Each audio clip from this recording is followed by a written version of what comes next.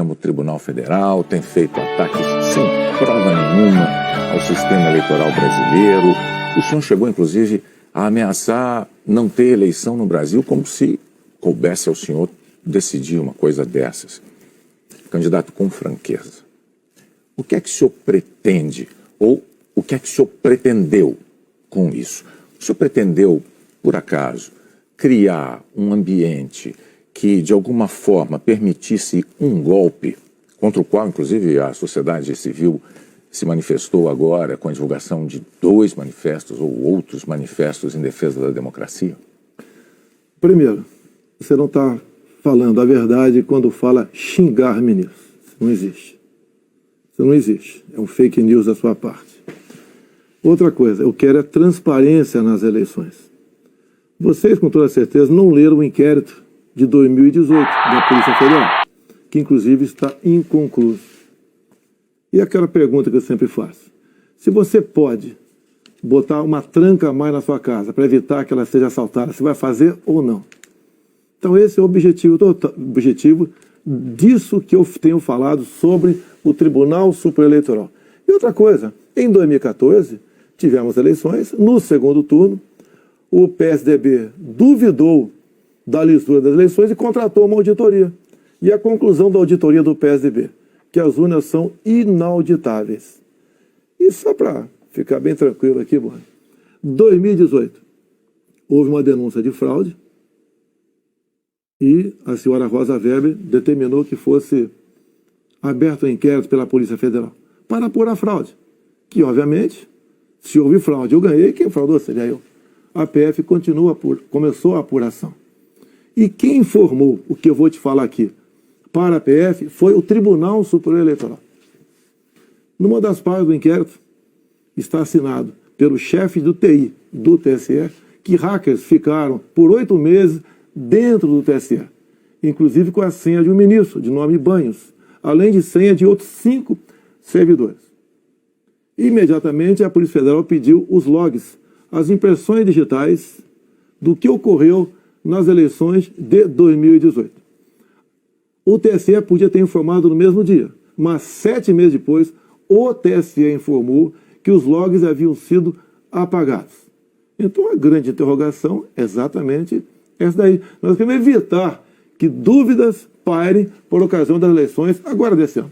Nada mais além disso. É curioso que o senhor se refira a esse episódio, porque o senhor, inclusive, foi acusado de ter divulgado informações sigilosas de investigações inconclusivas. Mas sobre a transparência que o senhor afirma defender das urnas, órgãos fiscalizadores como o Tribunal de Contas da União, a Advocacia Geral da União, associações de juízes, associações de juristas, associações de delegados da Polícia Federal, todos já atestaram a segurança das urnas eletrônicas. Eu vou além.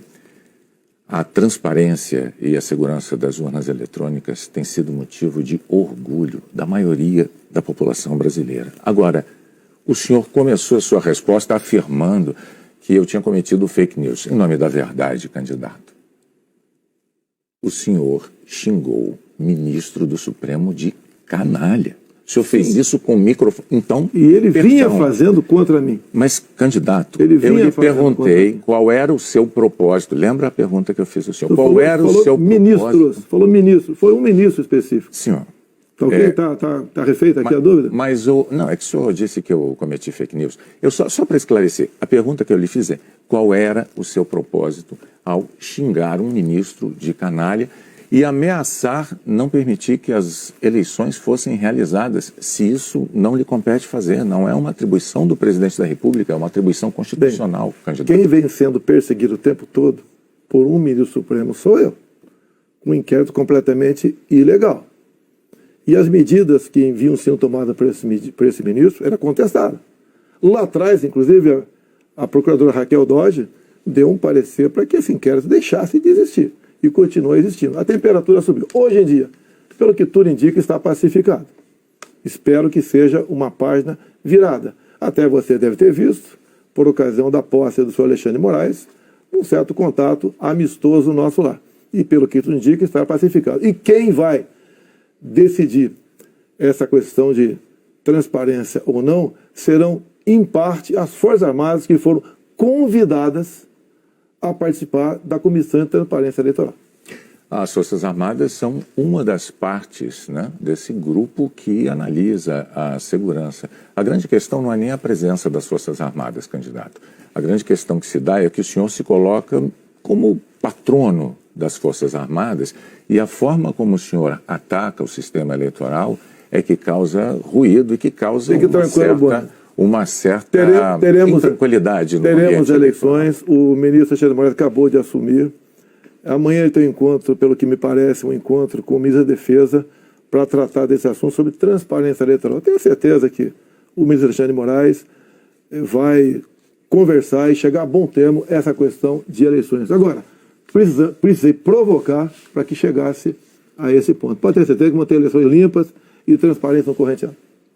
O senhor costuma dizer que defende a liberdade, mas a impressão que dá quando a gente vê manifestações de apoiadores seus é de que nem todos têm a mesma percepção daquilo que o senhor defende, porque é muito comum vermos apoiadores seus defendendo medidas absolutamente inconstitucionais, fechamento do Congresso, fechamento do Supremo Tribunal Federal, golpe militar, intervenção militar com Bolsonaro, essas coisas são ditas. Inclusive tem uma frase que é muito ouvida também nessas manifestações por parte desses grupos que é: eu autorizo.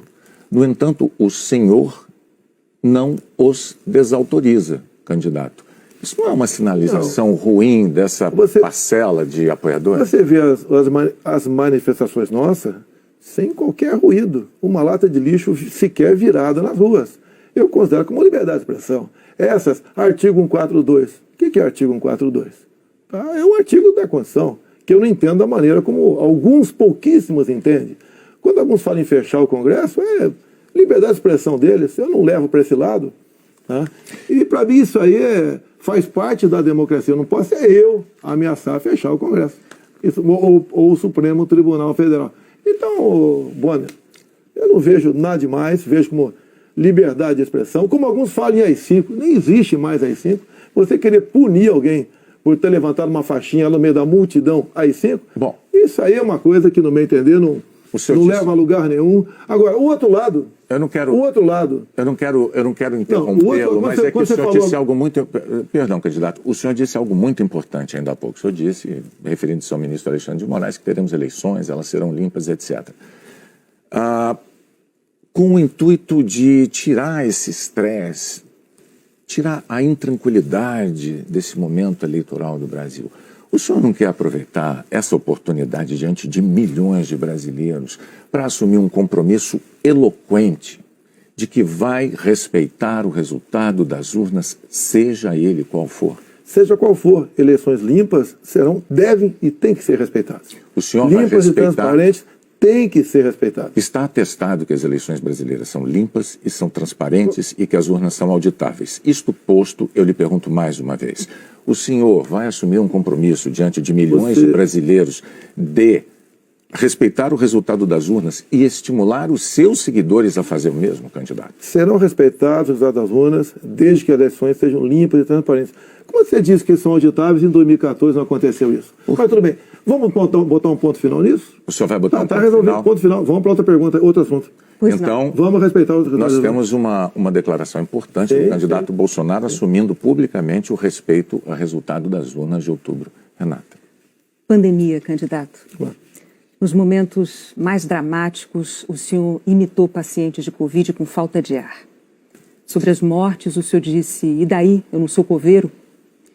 O senhor estimulou o uso e usou dinheiro público para comprar medicamento comprovadamente ineficaz contra a Covid.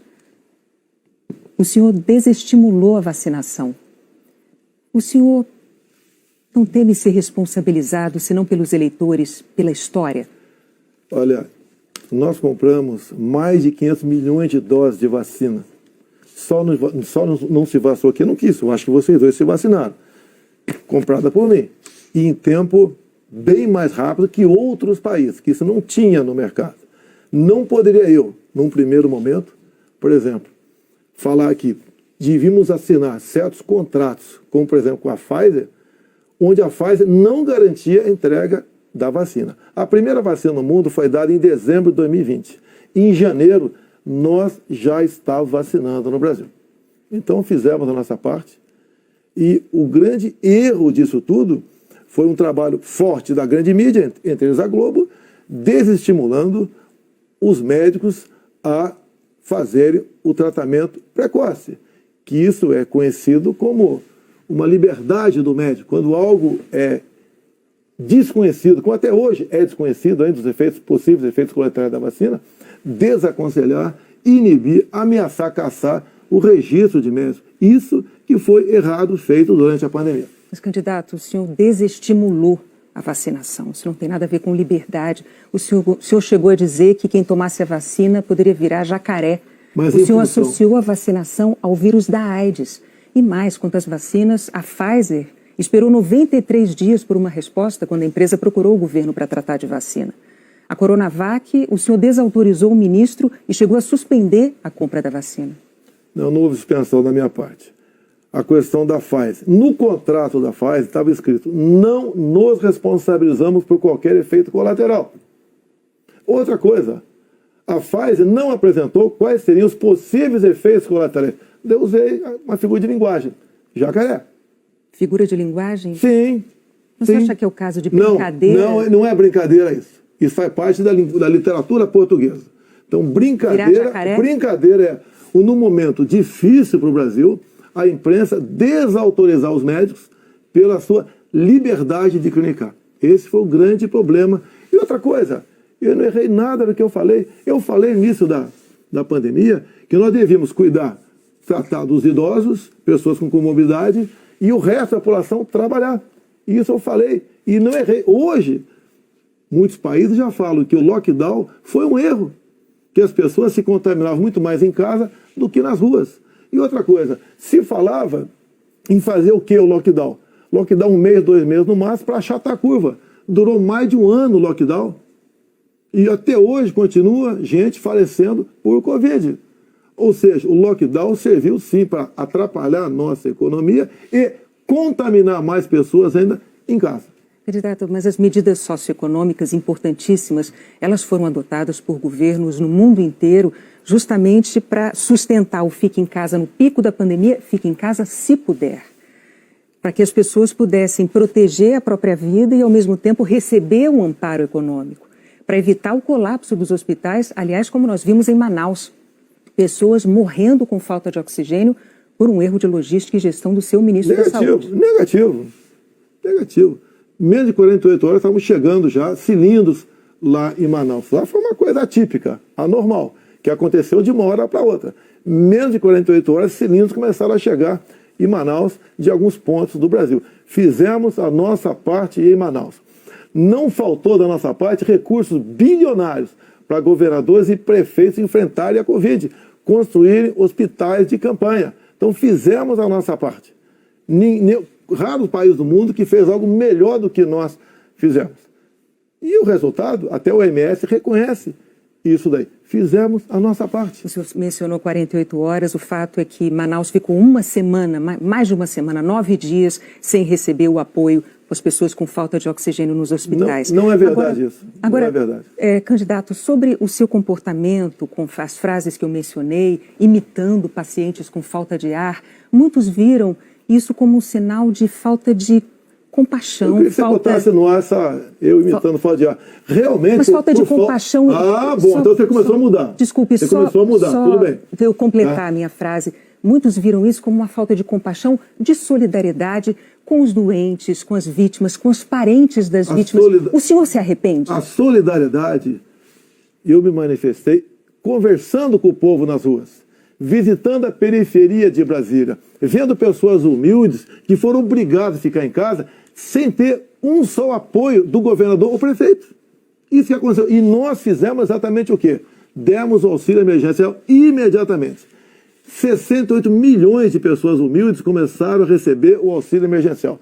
Eles estavam condenados a morrer de fome dentro de casa. O senhor não se arrepende das declarações? Ou ir para as ruas, fazer o que não queriam. Poderiam ter um caos na rua, caos porque pessoas com fome iam para a rua. Criamos imediatamente o auxílio emergencial. Fizemos a nossa parte. demos tanto dinheiro para governadores e prefeitos que a gente não tem notícia de eles terem atrasado folha de pagamento ou até mesmo 13º. E quando tivemos a oportunidade de investigar fraudes, aquela CPI do circo feita por Renan Calheiros, Omar Aziz e Randolfo Rodrigues, não quiseram investigar os desvios de recursos enviados para 9 governadores do Nordeste. Fizemos a nossa parte e tratei com muita seriedade essa questão. Agora, não adotei o politicamente correto. Não estimulei. Inclusive, o que eu falei é que quando foi decidido o que era essencial, o trabalho essencial, eu falei, deve ser todo aquele necessário para o homem ou a mulher levar o pão para dentro de casa. A própria MS concordou comigo nessa questão. Então o senhor chama isso de politicamente incorreto? O senhor não se arrepende do seu comportamento, das frases que fez, imitando pessoas com falta de ar, como solidariedade com as famílias que sofreram? Você acabou de falar que eu não imitei falta de ar e voltou a falar em falta de ar novamente. Você voltou a falar em falta de ar novamente. 700 mil mortos. A minha pergunta é muito específica. O senhor se arrepende Lamento as mortes. disso? Não tem que não perder um parente, um amigo. Lamento as mortes. Agora, não poderia ser tratada a Covid da forma como começou a ser tratada. E quando você fala em tratamento precoce, lembre-se que no protocolo do Mandetta tinha o tratamento precoce lá, mas só em casos graves, onde eu não concordei com ele. No início, o protocolo do Mandetta era vá para casa. Quando sentir falta de ar, procura um hospital. Falei, procurar para quê se não tem remédio? E não tinha vacina também naquele momento. Bom, vamos falar de economia? Eu só queria observar, a Renata não retirou observação sobre o fato de o senhor ter imitado pessoas com falta de ar. Ela disse, não. Ela disse que o senhor imitou gente com falta de ar e que faltou também a solidariedade. Foram as duas coisas. Isso eu não respondeu. Mas, candidato, o senhor já deixou claro que o senhor acha que mais brasileiros se contaminaram por ficar dentro de casa sem se expor. Não, o senhor disse isso. Nova York mostra isso aí. O senhor disse isso. Então, vamos agora para a economia. Dentro de casa que fora de casa. Vamos para a economia. Vamos para a economia, que é um tema que o senhor também gostaria de abordar certamente. Em 2018, como candidato, o senhor disse assim, numa entrevista: eu sei do que é que o povo precisa. Inflação baixa, taxa de juros menor, dólar menor. Aí veio o seu governo, os juros básicos da economia dobraram, a inflação mais que dobrou, o dólar que estava em R$ 3,90 está em mais de R$ 5,00.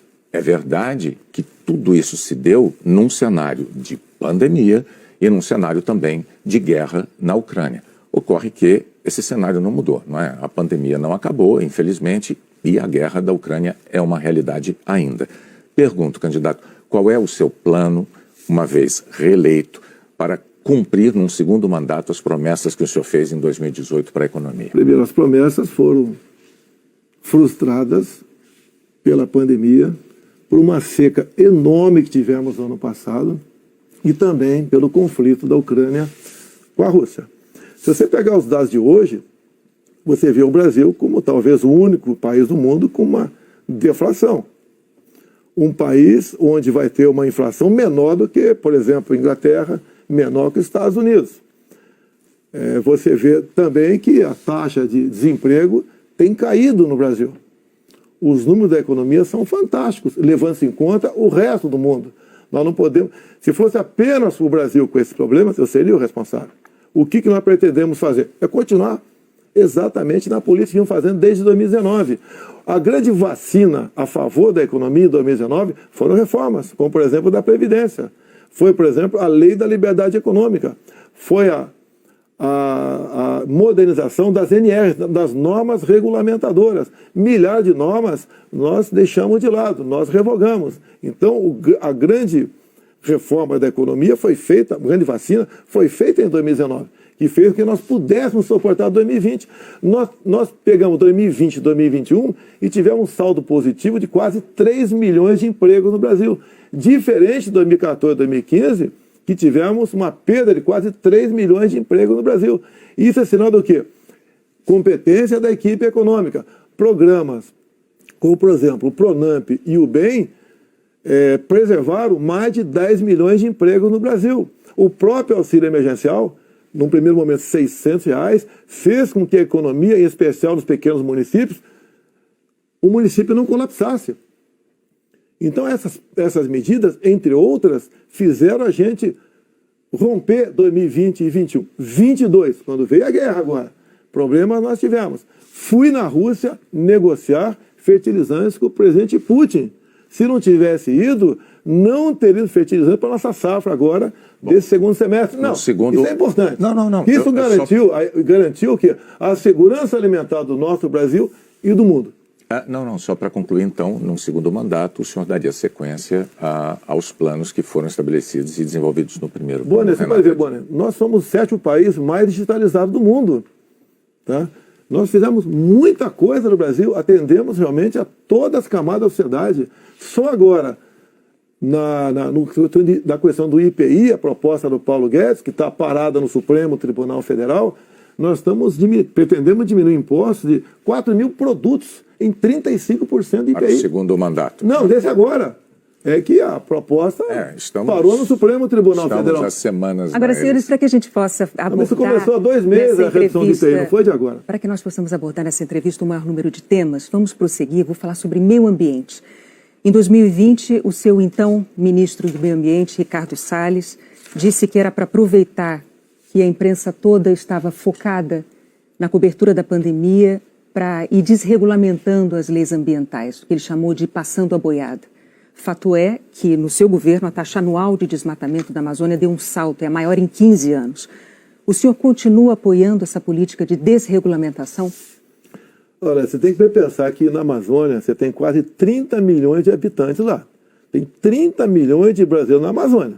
Primeira preocupação é essa. Outra, qualquer propriedade lá tem que preservar 80% e pode usufruir de 20%. Eu tentei, nos primeiros 2 anos de mandato, fazer a regulação fundiária, para saber, por exemplo, qualquer local desmatado ou com foco de calor, de quem é o CPF daquela propriedade. O presidente da Câmara não colaborou para botar essa proposta avante. Agora, quando se fala em Amazônia, por que não se fala também agora na França, que há mais de 30 dias está pegando fogo? A mesma coisa está pegando fogo na Espanha e Portugal. Califórnia pega fogo todo ano. No Brasil, infelizmente, não é diferente. Acontece. Grande parte disso aí, alguma parte disso aí é criminoso, sei disso. Outra parte não é criminoso. É o ribeirinho que toca fogo ali na sua pequena Uma coisa propriedade. É incêndio natural, outra coisa é o desmatamento. Mas tem incêndio, o Pantanal Mato-Grossense é comum pegar fogo de forma espontânea. Agora, candidato, a favor das críticas dos especialistas à sua política ambiental, tem os números. No seu governo, a taxa anual de desmatamento da Amazônia saltou de 7.500 km² em 2018 para 13 mil ano passado. O levantamento do MAP Biomas mostrou que 97% dos alertas de desmatamento emitidos desde 2019 não foram fiscalizados pelos órgãos responsáveis, 97%. Especialistas dizem que quando o senhor desautoriza, por exemplo, a destruição de equipamentos pelos órgãos fiscalizadores ou quando o senhor desmonta órgãos como o IBAMA, o senhor está passando uma mensagem de incentivo a quem desmata ou ao garimpo ilegal. Primeira coisa, a destruição, como dá em lei, é se você não puder retirar o equipamento daquele local. O que vinha acontecendo, e ainda vem, infelizmente, é que o material pode ser retirado do local, porque se chegou lá, pode ser retirado. E há o abuso de uma parte. E como eu disse para você, tem abuso locais... de qual parte? Tem locais na Amazônia ali que é permitido. Mas desculpa, eu não entendi. Abuso de qual parte do órgão fiscalizador? Sim, por parte do IBAMA. Sim. Por que, candidato? O que seria um Mas abuso o seguinte, do IBAMA, o que diz a lei... na defesa da floresta? O que diz a lei, um trator, por exemplo, você tem que tocar fogo se não puder retirar daquele local. E muitas vezes o pessoal do IBAMA faz? Toca fogo mesmo podendo retirar o material de lá. Mas a quem interessa defender a posse de um trator utilizado para derrubar árvores na Amazônia, candidato? Mas não está derrubando árvore na Amazônia, está derrubando em áreas, muitas vezes... Mas a lei não fala se um local é permitido ou não. A quem interessa, candidato? A lei não fala. Tem sido destruído, vem ser destruído. A minha orientação é cumprir a lei. Nada mais além disso. E os órgãos fiscalizadores... Olha só, a Amazônia é do tamanho da Europa Ocidental. Ali na Amazônia cabe uma Alemanha, cabe uma França, cabe uma Itália, cabe um Portugal, cabe um montão de países. Você pensa que fiscalizar, evitar que pegue fogo Mas assim, só para vamos lá? entender, então, sobre a desautorização dos órgãos fiscalizadores para destruir equipamento apreendido. Não desautoriza, mando cumprir a lei. A lei fala que se o material puder ser retirado de lá, assim como entrou, não é para ser destruído. Mas com que propósito mesmo? Eu não entendi. Cumprir a lei. Propósito de cumprir a lei. Faz lá dentro. Eu tenho aqui uma aspas. Tem quase 30 milhões de pessoas que têm que sobreviver. Eu tenho aqui uma aspas em que o senhor diz que não é para queimar nada, maquinário nem trator. Mas vamos adiante, o fato é que, sobre o meio ambiente, em 2018, o mundo tinha uma visão sobre o compromisso ambiental do Brasil. Hoje, o mundo vê o Brasil como um destruidor de florestas. Num segundo mandato, o que o senhor vai fazer para mudar essa imagem? Primeiramente, destruidor de florestas. É uma mentira. Ninguém quer destruir floresta, né, por livre e espontânea vontade. O acordo Mercosul-União Europeia estava travado. Com os problemas agora da guerra, Ucrânia, Rússia, a União Europeia quer acelerar o acordo conosco para o Mercosul. Dizer mais, a Alemanha está usando combustíveis fósseis. Por quê?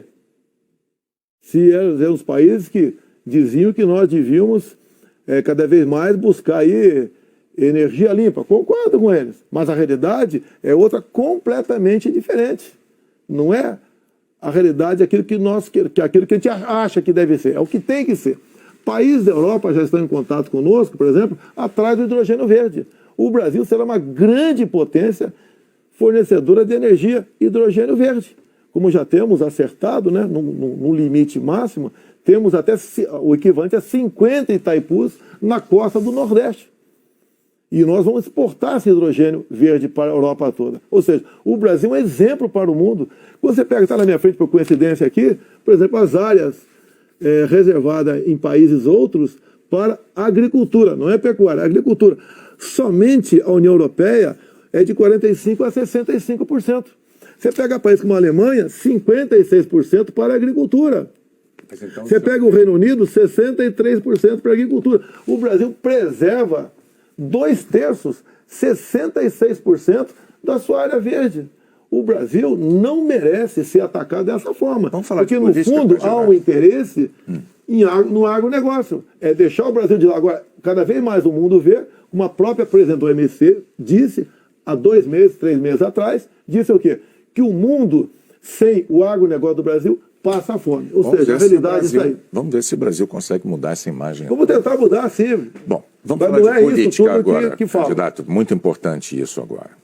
Está também nas atenções por motivos claros. Em 2018, o senhor candidato à presidência, o senhor se apresentava como o candidato da antipolítica e o candidato contra o Centrão. Na convenção do seu partido, o general Heleno chegou a cantar se gritar, pega Centrão, não fica um, trocando a palavra ladrão por Centrão, etc. Isso ficou muito famoso. Hoje, a verdade é que o Centrão, ele é a base do seu governo. Na semana passada, quando o senhor estava saindo lá do Palácio da Alvorada, inclusive o senhor enfrentou lá um incidente com aquele youtuber que foi cobrar do senhor essa aliança do seu governo com o Centrão. Eu pergunto, por que eleitores como aquele, que se sentem traídos pelo senhor, acreditariam nas suas promessas de agora? Você está me estimulando a ser ditador. Eu, candidato? Você. Porque o Centrão são mais ou menos 300 parlamentares. Se eu deixá-lo de lado, eu vou governar com quem? Não vou governar com o parlamento. Então você está me estimulando a ser um ditador. São 513 deputados. 300 são de partidos de centro, pejorativamente chamados de Centrão. O lado de lá, os 200 que sobram, é o pessoal do PT, PCdoB, PSOL, Rede. Não dá para você conversar com eles. Até eles não teriam número suficiente para aprovar sequer um projeto de lei comum. Então, os partidos de centro fazem parte, grande parte, da base do governo para que nós possamos avançar em reformas, como temos avançado em muitas coisas. Como, por exemplo, através do Centrão, nós conseguimos o Auxílio Brasil de R$600 para 20 milhões de famílias. Dá para imaginar isso? E olha só, os partidos de esquerda votaram contra o parcelamento dos precatórios, que era condição para a gente dar lá atrás R$400 de Auxílio Brasil para esses mais necessitados. Então o PT votou contra o Auxílio Brasil de 400. Não, votou contra a questão dos precatórios. Do parcelamento, que sem parcelamento você não tem como conseguir recurso no orçamento para pagar os 400. Assim como agora o PT também votou contra, tá? Ou melhor, discursou contra os R$600 e votou favorável. A questão política, assim como a questão de poucos meses, para diminuir o preço da gasolina no Brasil, todos os senadores do PT votaram contra a redução de semestre no Senado. Agora vamos lá, candidato. Agora, como é que eu vou trabalhar com o parlamento sem os partidos de centro? Mas a questão, o senhor disse que eu estou estimulando o senhor a ser ditador. Está estimulando, sim. Por favor, candidato. Não, longe de mim, não, eu não estimulei nada. É que a questão é a seguinte. Em 2018, o senhor chegou a dizer, até com propriedade, que governos anteriores tinham feito alianças com o Centrão. Mas o senhor disse criticamente que esses governos anteriores tinham feito nomeações com interesse político partidário e que isso tinha tudo para dar errado. O senhor chegou até a concluir assim: por isso eu não integro o Centrão.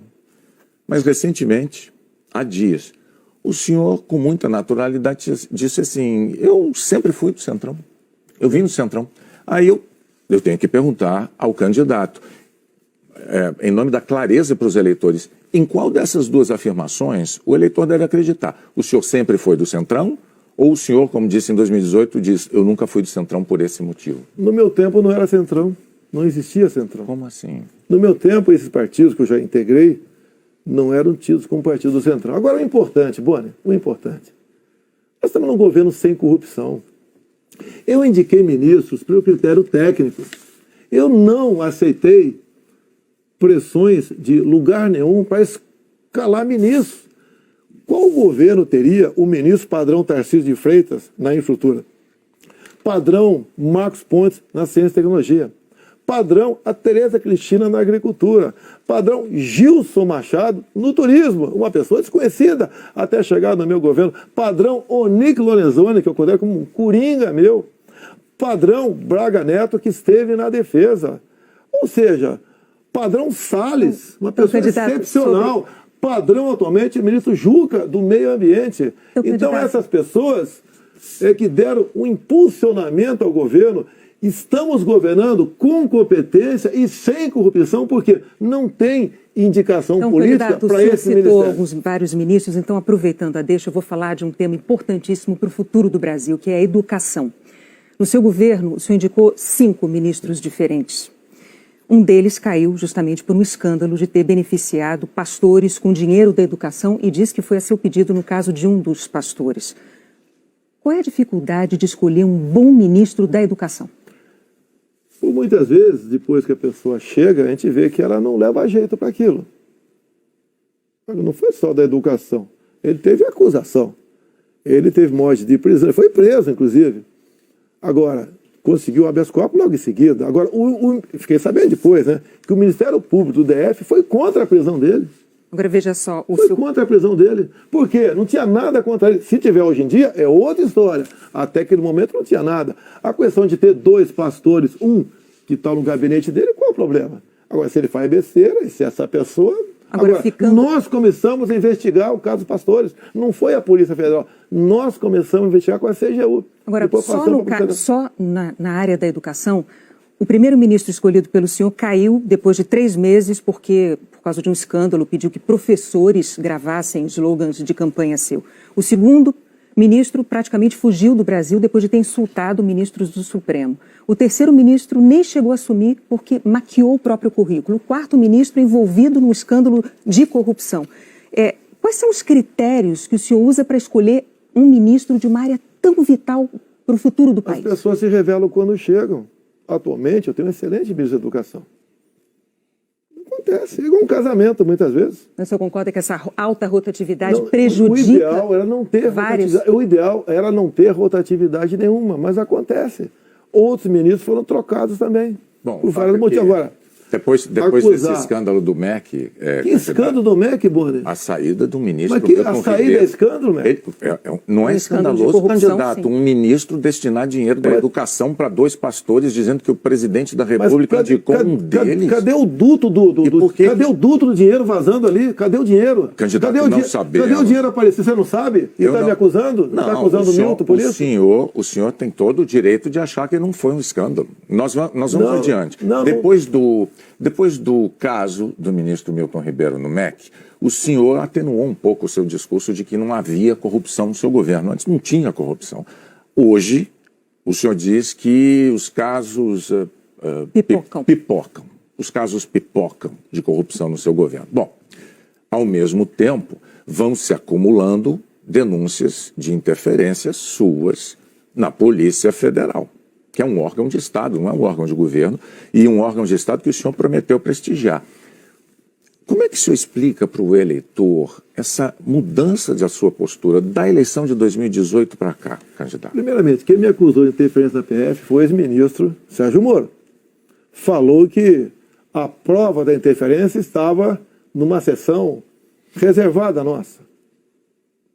Bem, eu não queria, a sessão foi gravada, eu não tinha obrigação de entregar ali a fita. O senhor teve 4 diretores gerais da Polícia Federal eu não tinha obrigação de entregar a fita. Entreguei a fita.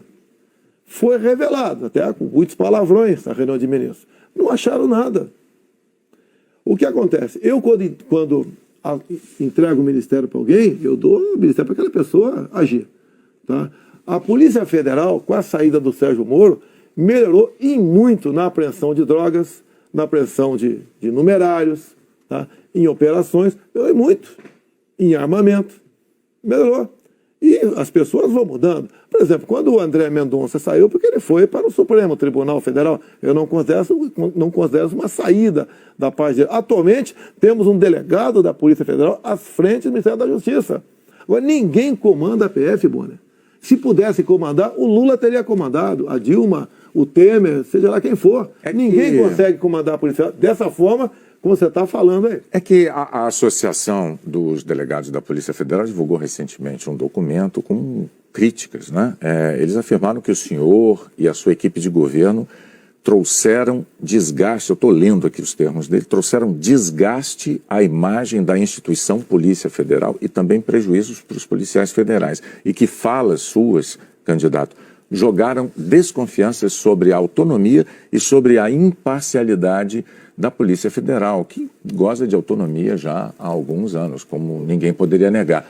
Qual é a sua posição, então, diante de um documento com uma queixa, uma acusação como essa da Associação Nacional dos Delegados? Então, primeiro, acabar de confirmar que não tem interferência, que gosta de autonomia. Outra coisa, peraí, eles acabaram de mostrar para mim que não tem interferência, gosta de autonomia. Eles dizem que, eles dizem que o senhor jogou, as suas palavras jogaram desconfianças sobre a autonomia da PF, candidato. Não. Acabaram de falar que eu estou certo, não tem interferência lá. Contrário. Outra coisa, eles queriam uma reestruturação de carreira agora. Eu achei até justo. Mas outras categorias não concordavam com isso, sem serem beneficiadas também. E daí começou o movimento dentro, por parte de alguns delegados da PF, contra a minha posição, que desagam numa nota como essa daí. Eu queria, inclusive, reestruturar a Polícia Rodoviária Federal, que era bem mais fácil, menos onerosa. Os delegados, essa mesma associação, não topou fazer isso aí. Então, aí está uma briga política, salarial, por trás disso. Candidato, o senhor agora tem 1 minuto para suas declarações finais. Pois é, passou rápido. Eu queria ficar algumas horas com vocês aí. Tá? Quando o senhor começar, a gente começa a contar o tempo. Vamos lá. O que eu tenho a falar para a população brasileira? Peguei o Brasil numa situação crítica, na questão ética, moral e econômica. Começamos a trabalhar. Tá? Fizemos muitas reformas em 2019. Infelizmente tivemos a Covid. Depois tivemos a guerra lá fora. Tá? Tivemos uma seca enorme. E nós fizemos tudo o possível para que a população brasileira sofresse o menos possível. Isso nós fizemos. Hoje você nota o preço do combustível caiu assustadoramente, nada de canetada, com o trabalho nosso junto ao parlamento brasileiro, conseguimos R$600 de Auxílio Brasil para 20 milhões de pessoas mais pobres, conseguimos a transposição do São Francisco, que estava parado desde 2012, levando água para o Nordeste. Nós pacificamos o MST, titulando terras pelo Brasil, e 90% dessa titulação foram para as mulheres. Criamos o PIX, tirando dinheiro de banqueiros, fazendo com que a população pudesse se transformar, muitos em pequenos empresários, um PIX sem qualquer taxação em cima do PIX. Anistiamos 99% da dívida de 1 milhão de jovens junto ao FIES. Encerrou? Acabou. Muito obrigado aí, até a próxima. É boa, né? Renato, até a próxima. Candidato, mais uma vez, muito obrigado por ter vindo e por ter prestado esses esclarecimentos ao público telespectador, aos eleitores brasileiros. Nós voltamos ao estúdio do Jornal Nacional.